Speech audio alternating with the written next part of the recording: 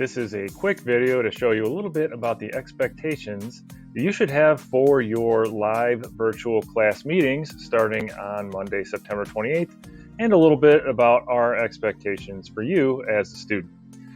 So each class starting on Monday, the 28th, we will start every class with a Google Meet. So you're either going to meet in person or virtually, unless you have an approved reason to miss from an administrator or you have not signed the consent form for Google Meets, which then you would do it asynchronously or do it later. But for most of you, you will join at least 3 days a week this way. So let me first show you how to join the Meet, and then we'll talk a little bit about expectations. So the first thing you're going to want to do, and you're probably very used to doing this, you should be at least by now, is go to classroom.google.com.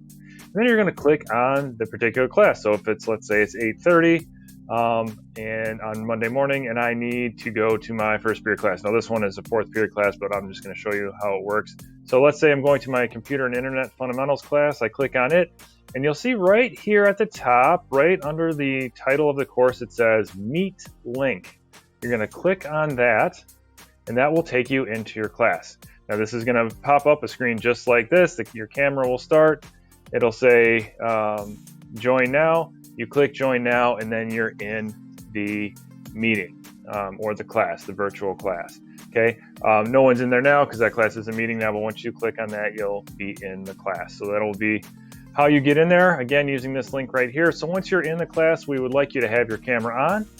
Your microphone should be muted when you're in a big group, but unmuted, of course, because we want you to participate verbally.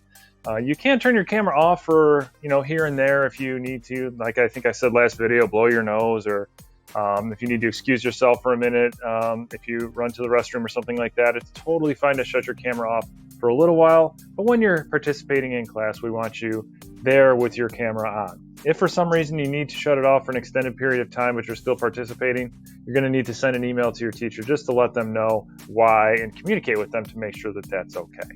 And then we need you actively participating. What does that active participation mean? Well, it could mean any number of things. It's going to try to feel as much like a regular class as possible. So the teacher's going to start by taking attendance. They're going to see who's in the Meet, who's in person, and they'll mark you absent if you're not there. They'll mark you present if you are there. Then they'll ask you how you're doing, making sure everything's okay, make sure you're caught up on your work, that kind of thing to get the day going. And then they're going to tell you what the plan is for the day. They may jump into teaching you some new content. They may give you an assignment to work on or a project to work on and have you work on it independently and then come back into the Meet to check back in. Really, any direction that the teacher gives you is what you need to do for the day, and they're, of course, your best resource for what's going on in class. Okay, so here I'm going to show you just a couple of examples of what some of your instruction might look like, just so you can kind of see what maybe to expect in some of your classes. So the correct answer was the number of days that you rented a car.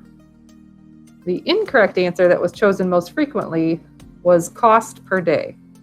So what we want to kind of hit home here is that when you're defining a variable, it's because it's something that is unknown or different for every customer.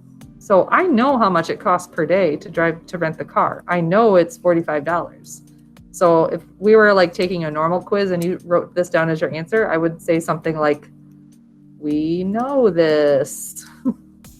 So it can't be a variable if you know it. Instantaneous it is. You think like, oh, it's not boiling yet. Let me just go do this. Let me go look up this on the internet and I'll be right back. No, because when you come back, you'll have a disastrous mess. It's almost instantaneous. It just kind of sits there and then it goes, it happens like all of a sudden. So right before the bubbles really start to rise, you take it off the pot. Now, why are we doing this? We're doing this to kill unwanted bacteria. Okay, so we're heating up the milk to kill unwanted bacteria, to kill the ones we don't want. Now I'm cooling it down because I'm going to add yogurt to this. A couple of reminders just in case you've missed our meets throughout the week. Friendly reminders as we finish up the week.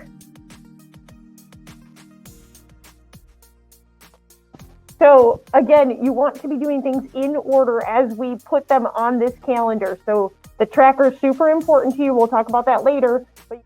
So that's just some of the things you could expect maybe to be doing in some of your classes. It may differ from department to department, from class to class. We just want to see you all actively engaged in your learning.